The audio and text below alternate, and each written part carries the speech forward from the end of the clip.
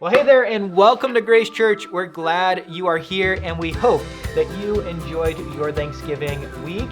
We are excited you're joining us for our fourth week of Life with Kids. And if you're newer to Grace, or maybe this is your first time, special welcome to you. We're glad you're jumping in and joining us today. And if you are newer, we'd love for you to check out our website or our app, where you'll find all the things that are happening around Grace Church.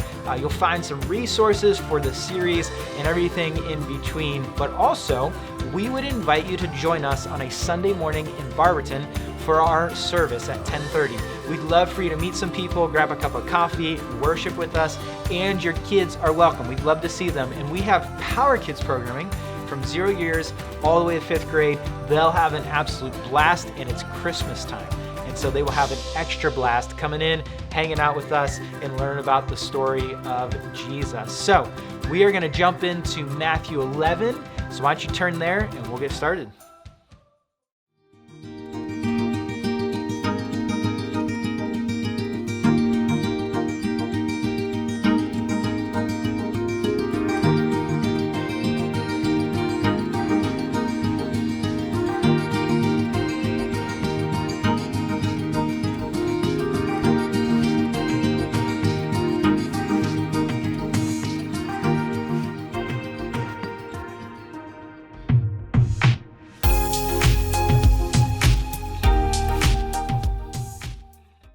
Like I said, we are excited to be jumping into week 4 of our series, Life with Kids. If you missed the last few weeks, don't worry, we have those all on our website through our messages, and so make sure to check those out. It'll catch you up to speed on where we've been going.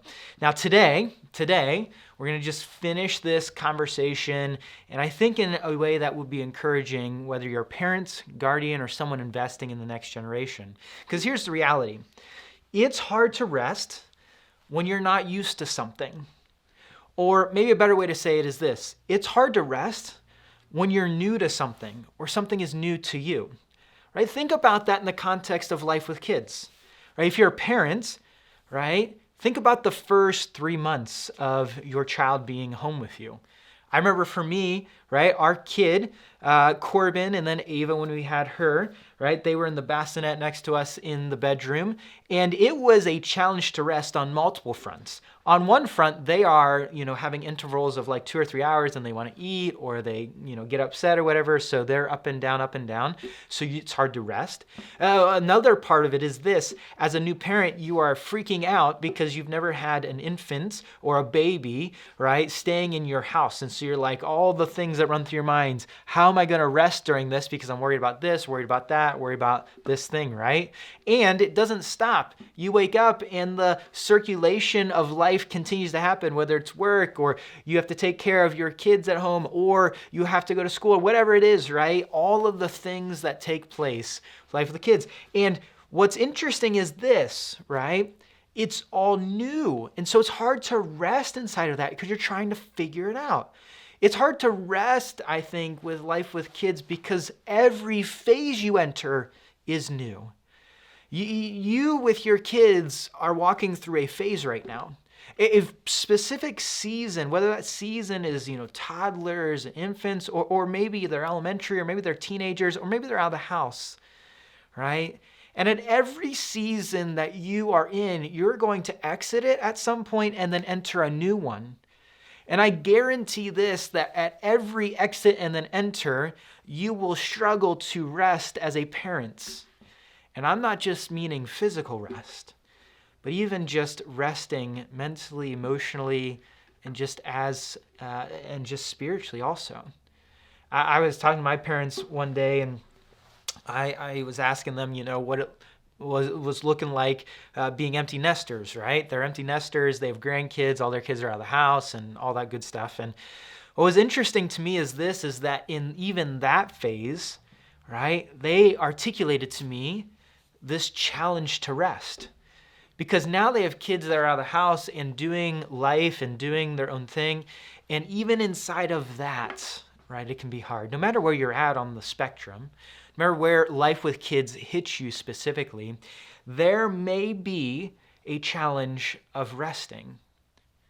And rest might seem like a distant dream. And like I said, I'm not just talking physically, but I'm talking about just resting spiritually, mentally, emotionally, allowing your life to be at rest. And as a parent, you're like, come on now. That can't happen. That's ridiculous, right? Well, as we've been walking through this series, we have noted a few different things. In the first week, we said this: I will feel lost at times, or maybe all the time, because I'm leading kids who are lost, right? We navigated the dynamic of being lost and then being found and ultimately shepherding our kids' hearts, right? The second week, we said this: I'm a child first, parent second. And so we looked at the identity of a parent, right? We introduced kind of what the role looks like, and then we looked at what the identity of a parent is, because identity gives to how you parent. Last week we looked at this: I cannot control their change, I can influence their heart. We looked at influencing as a parent and what that looks like, and how to invest in your kids and go after their heart, not just their behavior. This week we're going to talk about this: I am invited into a rhythm of grace, not a rhythm of ease. And as a parent, you might be like, oh, that is all too normal to hear, right? Parenting is not easy.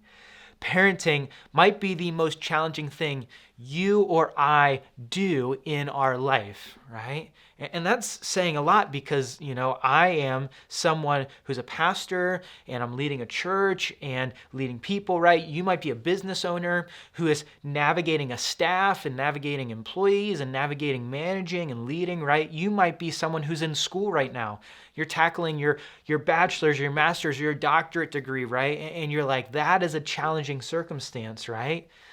But this uniquely, as parents or investing in the next generation, might be the most challenging, hard thing that you and I run into. And the reality behind it is this: I think parents have a unique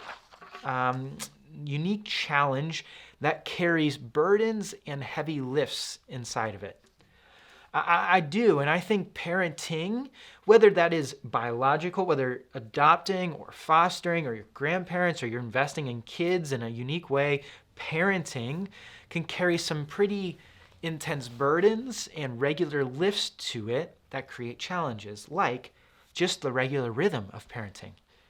Right? You think about what a parent does on a regular week, right? Sports practices, activities, band, there's homework, right? There's potty training for some level of parenting. There's maybe you have caring for someone else, a neighbor, or your parents who are older, right? And you're trying to navigate that. Or you have the other dynamic where you're inviting friends over, right? People are coming to your house and you're interacting and hosting them. Or you're dropping your kids off at daycare and going to your job and then picking up and getting groceries and all the things, right? And that can present some really fun opportunities, but it can present burdens. It can present a week that just looks go, go, go, go, go, and then you hit the bed Friday evening, and you're like, what in the world did we do? And how did we even get here, right? I'd say the second arena that maybe can be burdensome or kind of create heavy lifts is a restlessness, right? I think all parents or parenting moments carry a restlessness at times, a worry, or a pressure, or maybe there is performance-based conversations, or what is their future going to look like? At every stage and every season, parenting has worries to it. Just does, right? I think about the first 3 or 4 years, you're just wondering if you're going to make it through. You're wondering if you have enough stamina to keep up, if you're going to get any rest at all. Then you hit the elementary stage and you wonder what your kid is going to learn and what friends they're going to make, and are they going to be okay, and are they going to fit in school, right? Then you hit the teenage years and you just wonder if they're going to survive, right? What are they going to be shown? What's going to happen? Where are they going to go? What direction of life? And are their friend groups going to be healthy and invest into them in good ways? And then they leave the house. And you wonder, are they going to be okay at that point, right? At every stage, there's a restlessness. And then I would even say this: I think that there can be a burden of making sure our kids are good enough. And sometimes that can look, now hang with me, that can look religiously also. There can be this pressure, this burden religiously of meeting the ethics, standards, morals, ideals. There can be this burden religiously, especially if you're a follower of Christ and you're invested in church and you're invested in the community of Jesus. And you maybe carry this burden of, how are my kids going to turn out? And are they going to turn out following Jesus? Are they going to turn out to be good citizens? Are they going to turn out to be moral people, right? What is it going to look like? There's this burden to maybe invest in and try to figure that out as you carry throughout life. What's interesting is this. I think parents strive to be good. I don't think most parents go into parenting and say, I'm just going to be a bad parent, or I hope to be a bad parent. I think 95 to 99% of parents in their minds, whether it plays out this way or not, want to help and love and lead their kid. Actually, there's a Pew Research study done in 2015, so it was about 7 years ago, of about 2,000 parents who have kids 18 years or younger, 18 years old or younger. And what was interesting is this, they found out two things, amongst other things, but first is parents desire others to see them as good parents, right? If you're a parent in the room, or if you're a parent that's listening, right, you probably want others to see you as a good parent. And that's why there's so much pressure to make sure our kids are doing well, right? We want to make sure that we are investing in them well. And what's interesting is where that broke down as is 93% of people said that the primary person they want to see them doing well as a parent is their spouse, right? 72 said their own parents, and then just over 50 said their friends. So friends, your own parents, and your spouse are the ones that you most often want to see you doing well as a parent, or at least perceive that you're doing well. But here's what's interesting with it, that as much as the desire to do well as a parent is there, most parents don't think they're doing well. That parents often do not sense they're doing well at it. 50% of mothers would say, we're not doing well at parenting. We're not doing well at leading our kids.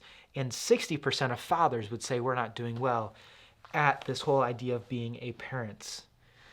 And I think that's interesting. And I think that draws me to a conversation. It draws me to a question. Why is that the way it is? Well, the reality is this: parenting, right? We talked about this, is hard. It's fast-paced. It's intense. And if we were to be honest, we can struggle to feel great about our parenting. And we can struggle to feel great about how we are doing it. We can struggle to feel great that we're investing in the right ways or doing the right things or all of that. And I think as a parent, right, some of the hardest things that I struggle with is if I'm doing enough. Am I enough? Am I doing it well enough? Is it going to be enough for my kids? I can struggle with this.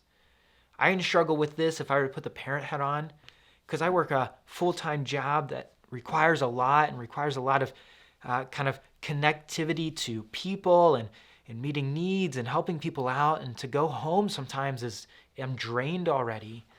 I can feel this pressure of, am I giving enough? Am I doing enough? Do I have enough to give? And maybe you sit in that seat where you want to strive to be a good parent, and yet you feel like you're not meeting the mark. You're not meeting the expectations. You're not meeting the goals. You're not meeting what comes to play. And I think the world around us, right, has given us options to pursue a rhythm of ease instead of leaning into what Jesus gives us, which is a rhythm of grace. The world around us would say, hand them this, or just do this. Or if you were just to have enough alone time, or if you were just to have enough spa time, or if you were just to not have enough money, or if you were just to have enough this or comfortability, enough ease would give to the burden being released. The reality is this: I think there is a intense, fast-paced, hard at times reality to parenting. And what we need more than a rhythm of ease is an ability to live in a rhythm of grace that frees us from having to try to be something we'll never be able to be on our own, which is where Paul David Tripp goes. This is what he says about parenting and parents. He says this: God calls unable people to do important things because ultimately what he's working on is not your immediate success. The rhythm of ease would be an immediate success kind of solution. But rather, this is what God's working on, that you would come to know him, love him, rest in his grace, and to live for his glory.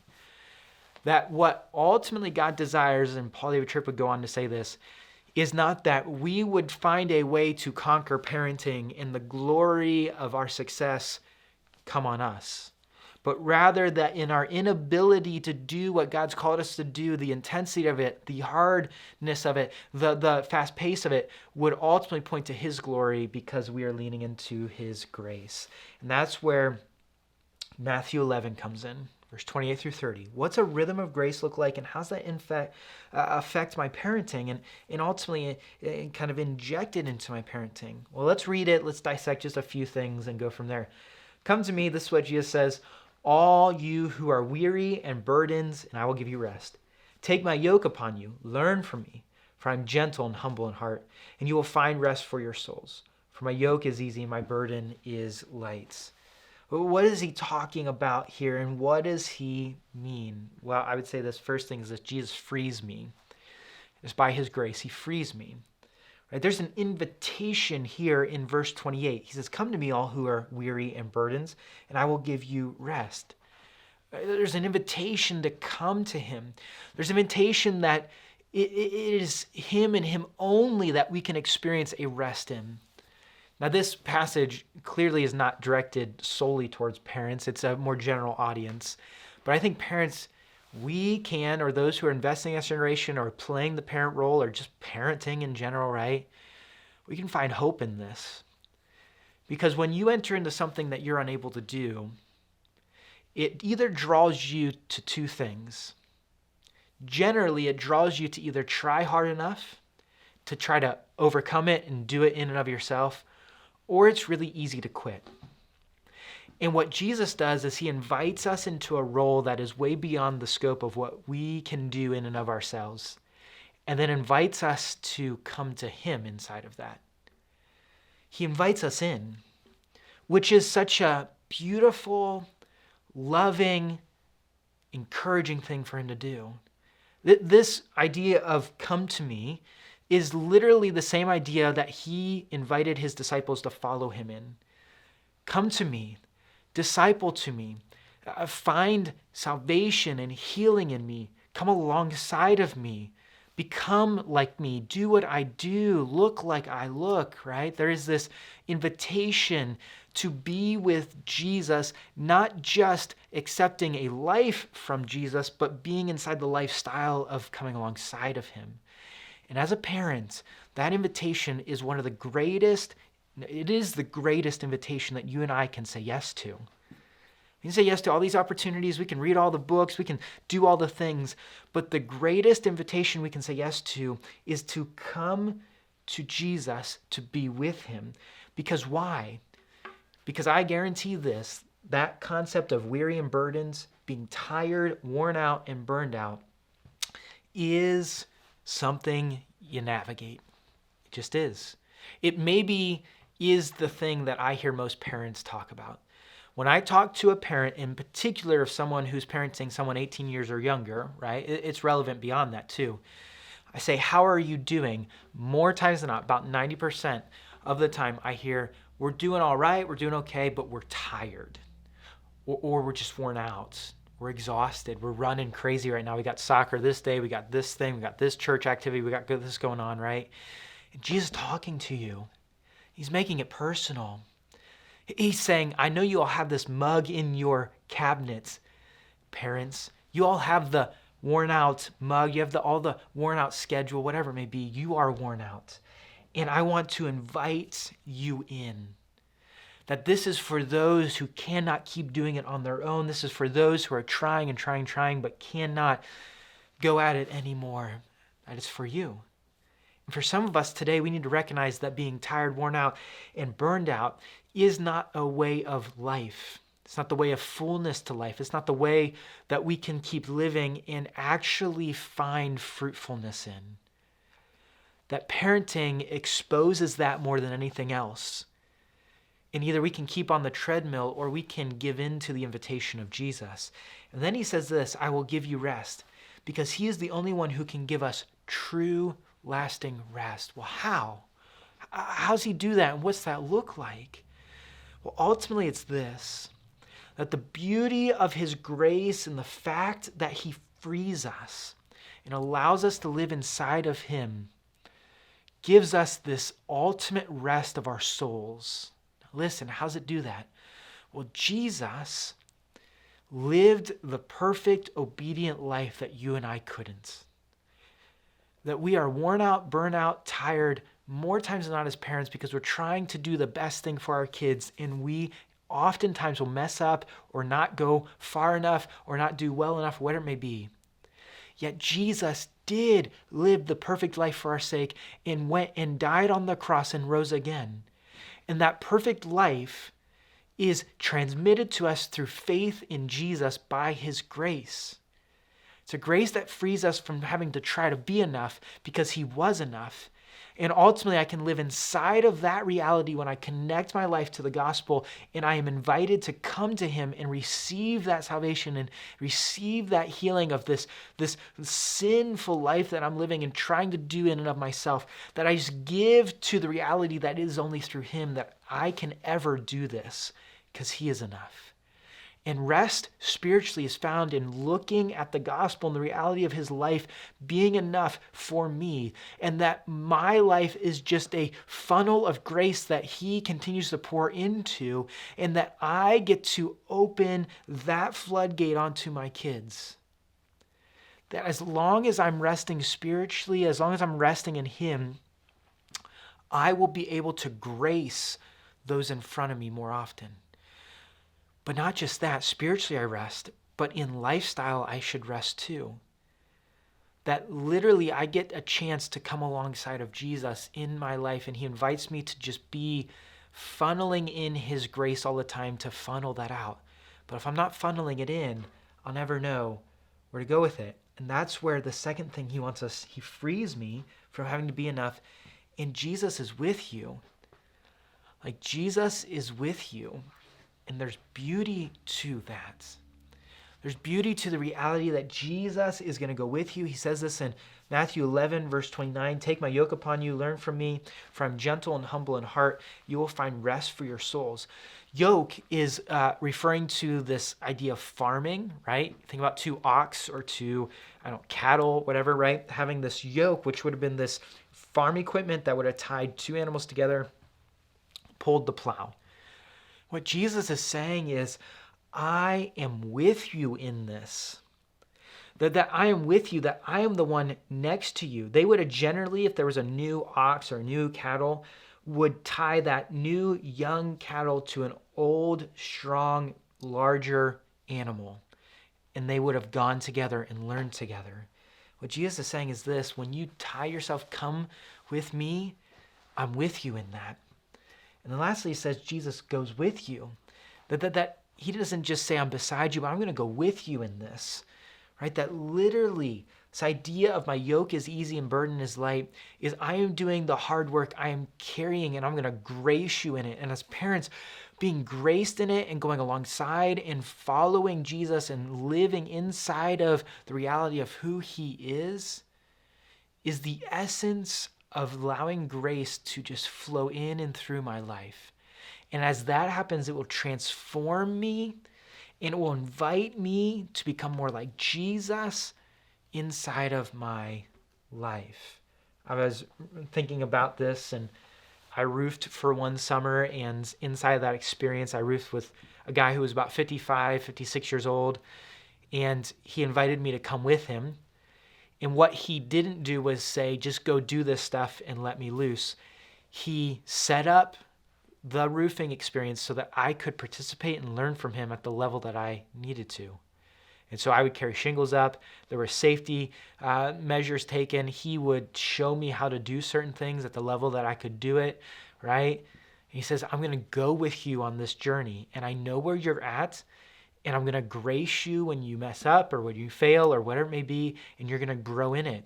Jesus says, my discipleship to me, in particular if you're a parent, is going with me, recognizing that we're yoked together and you go with me in this and I go with you, and I am constantly gracing you because you will never be enough in and of yourself. And I think there's such encouragement there because the grace of God encourages me to keep going when it doesn't make sense. There's this beautiful story of a lady who's in our campus who, through the power and grace of God, jumped into investing in the next generation, parenting kids who didn't have parents who could parent them in that moment. And she invited them into her life, and she is a perfect picture of God's grace working in and through her.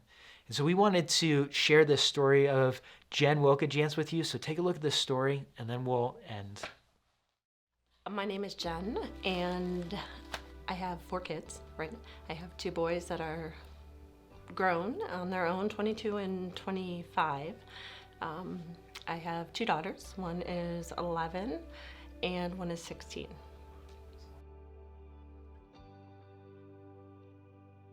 The reason that we wanted to foster was because the need was so great. We didn't even realize the need of fostering. We initially went in with the thought of adopting, but the need of these kids, whether it be a long-term or just a temporary home, they need a mentor, they just need a friend, they need somebody that will fight for them, an advocate. Some of them even just the family needs some positive influences, a friend even, and then we've been able to gain some lifelong relationships. So we started to pursue that. I started to pursue it. The boys were on board. They wanted to have another sibling. I was kind of not aware of the need. I grew up in a little bubble, I just wasn't aware of some of the things that were happening in the world and how much people needed help.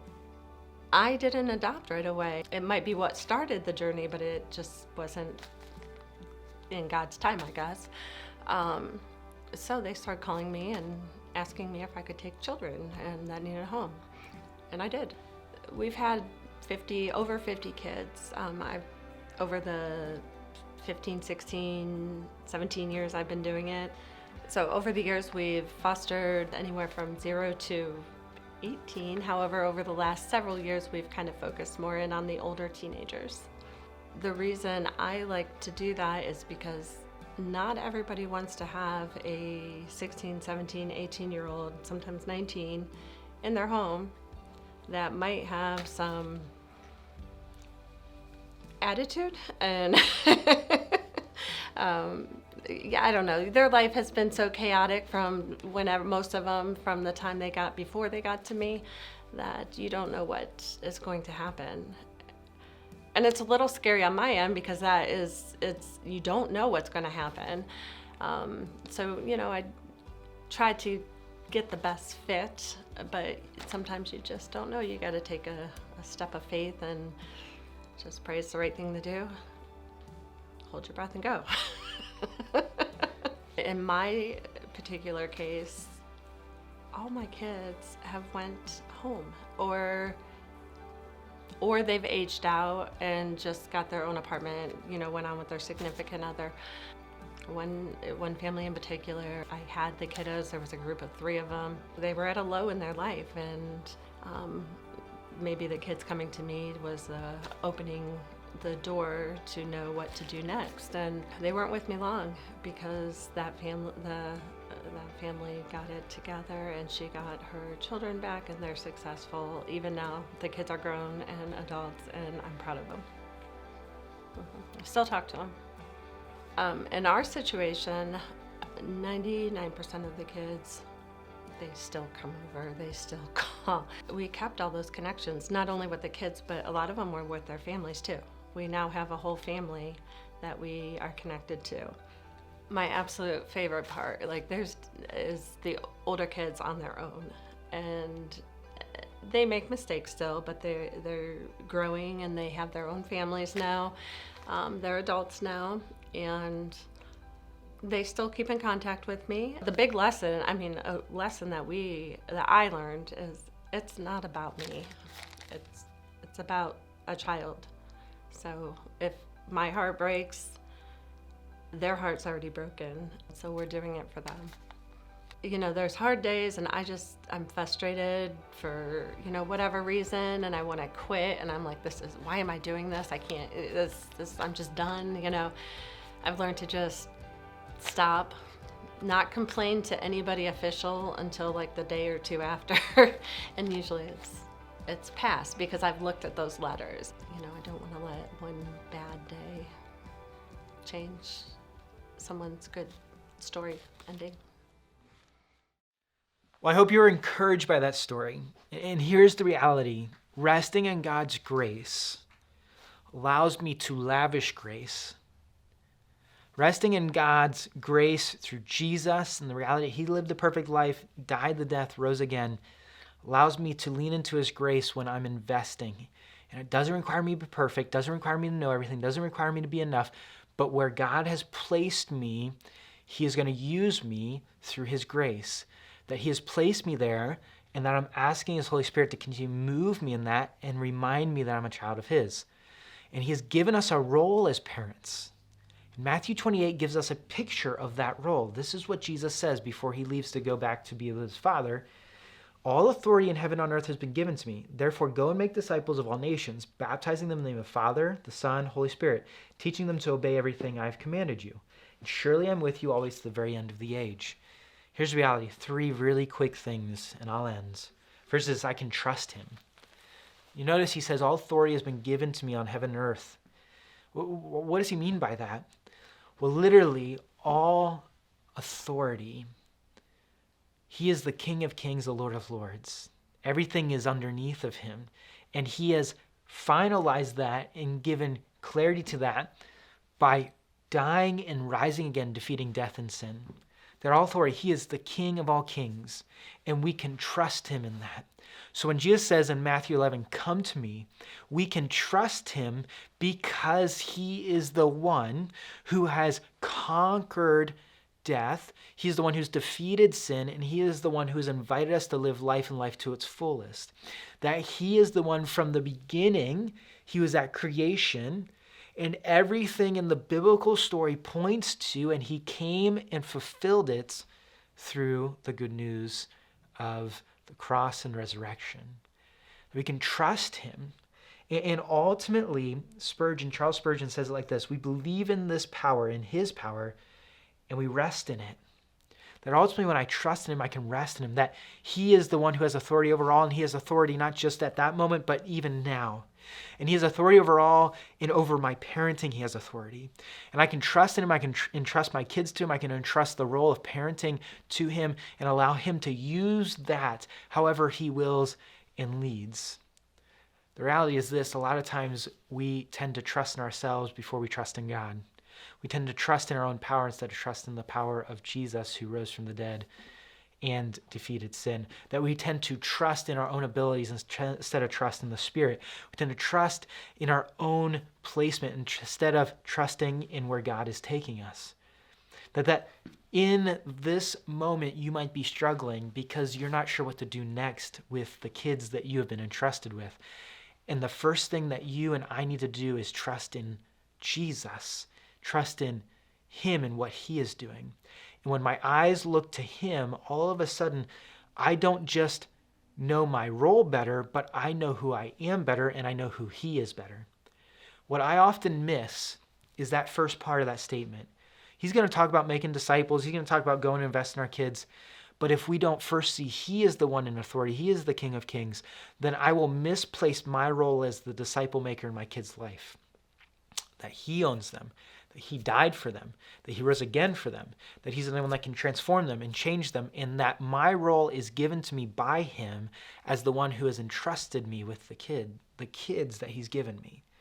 So when I believe in his power, all authority, right, I can rest in it. I can rest that I am enough through him, that I won't be able to do everything, but I entrust the things that I can't do to him. That I won't be able to change my kids, but I entrust that he is the one that transformed them. And as I every day give that over to him, he will move in beautiful ways, which leads me to understand my role better, which is I'm sent to make disciples, right? This is a significant command in here. And we talk about this oftentimes when we talk about being the church. Go and make disciples. That is our greatest command. So everything from programs to people to outreaches, like all of that is under this umbrella of making disciples. But I think oftentimes what we don't hone in enough is in our own families. How am I sent to go make disciples in my own family? That if you're a parent, the primary discipleship relationship you have is with your kids. Your kids' primary disciple makers are you. And there's beauty to that, and there's also tension to that. Because you're like, I'm trying to, but I got to parent them here. I got to take them here. I got to do this. But in all those moments, you are discipling them. They're watching you. They're listening to you. They're leaning into you. And here would be my encouragement. Jesus says, therefore, because of this, right, when I trust him, I know then my role is to be a part of his plan. He says, go and make disciples, all nations, baptizing them in the name of Father, Son, Holy Spirit, teaching them to obey everything I've commanded. What is going and making disciples? It's as simple as this. It's investing in your kids to become like Jesus, to look more like Jesus, and to do what Jesus did. It's as simple as reading scripture with them, praying with them, and doing what Jesus did, being Jesus to others and showing them that. That in reality, it is taking your life and finding buckets of moments to invest in them in discipleship ways. I would say some of the biggest things to note in this is first and foremost, you have to go after them. That's the first thing. Parents, don't just wait reactively on your kids to come to you. Go after them. I think the reason we see, porn addiction or porn, the first time kids see porn at a young age, or we see kids leaving the church, or we see kids that only have a very small biblical worldview, right, is because we have not initiated going after them and being intentional for their hearts. What Jesus says is, if you are a follower of me, your primary role is to go and make and invite in. He says, invite them to see me, invite them into relationship with me, invite them to walk with you and point them to me. We got to go. The second thing is this. I would say that we need to be intentional about sharing the stories of Jesus and God with our kids. I love, he says, teach them to obey everything I've commanded you, right? There's a teaching element. There's ability to ultimately point to Jesus in this. But my fear is this, we teach them more about how to be morally correct or have a value-centric kind of belief system instead of a story-based belief system, instead of a biblical lens to see life and all of those other things through it. Do you know 75% of the Bible is stories? And do you know that your life is a story? So when you're teaching them to command everything, it's not just teaching them right and wrong. It's teaching them about the redemptive, beautiful story of the gospel throughout all of the Bible. Read about Moses, read about Abraham, read about Joshua, read about the kings, read about David, and tell them the story of Jesus through that. There's beautiful resources we can connect you to for that, and allow application to flow out of that. But don't just tell them that, but tell them how God has impacted your story and where you have failed and where God has graced you and where you have seen God move and where God is moving in you. They need to see that inside of your life, spending time with them. And this is what I would say. If we can't start with those closest to me, how will I go to those furthest from me? I think oftentimes when we say, go make disciples, we think about the farthest reaching people. How do I go after them? Well, it starts by going after those closest to you. Don't take for granted that they're in your house every day. The days are long, but take every advantage to be with them in that. The last thing I would say is this. I am not alone. As a parent, you're not alone. He says this at the end, surely I'm with you always to the very end of the age. That is such a comfort to me as a parent. God, Jesus, is going with you. His Spirit resides in you. He's going with you. He's yoked to you. He says, come along with me. I will be with you to the very end of the age. That in your rhythm as a parent, you might feel alone at times. You might feel lost. You might feel like you're failing. You might feel like you can't be good enough. You messed up. You're screwed, whatever you want to say. The reality is this, that Jesus, he doesn't invite us in and then leave us. He invites us and he goes with us. He doesn't invite us in and is shocked by our weaknesses. He invites us in and says, I am enough. The reality is this, The more you abide in Jesus, the more you realize you're not alone. The more that you find the rhythm of grace, the more you realize that he is with you in it. The more that you walk alongside of him, the more you'll be able to rest in the reality that he is the one not only transforming you, but transforming your kids. You're not alone. Jesus promised that he will be with you. And the reality is this: until I abide in that beautiful statement of grace, I will never, ever be satisfied with where I'm placed. And until I rest in the fact that he is the only one who could save me, and he is the only one who can invite me in, and he's the only one who can give me life and life to its fullest, I'll be continuing to run this rat race trying to find rest. But the moment I step into the beauty of the grace of the cross and resurrection and of his life, that's the moment that I'll start leading out of that grace and allowing myself to rest and not try to make something that's not, and not try to pressure my kids to do something that's not, and not try to be Jesus where I'm not. My invitation to you as a parent is this: your role is hard. You are unable to do it on your own. You will have moments where you second guess everything. Trust me, you just will. It won't always make sense. You'll be surprised by things. You'll be shocked by things. You'll want to cry. You'll want to quit. You'll want to run. The reality is this: the resting in his grace is the only thing that will ever allow me to do my role at the highest ability that I can, because you and I are unable to do it on our own. My invitation to you is this: if you've never said yes to Jesus or leaned into the gospel, we would love to talk to you. If you're a parent who feels alone, we'd love to talk to you. If your kids are asking hard questions, we'd love to talk to you. Father, we thank you so much for who you are and all that you do. Thank you for loving us and leading us and inviting us in through Jesus, and the opportunity to rest in him and in his grace and in his love. We just ask that you would lead us into that, you guide us, give parents a chance to see that and invest into it. And Father, we just pray that you would go before us in that. We just praise you and we love you. Praise in your name. Amen. Have a wonderful week, and we'll see you soon.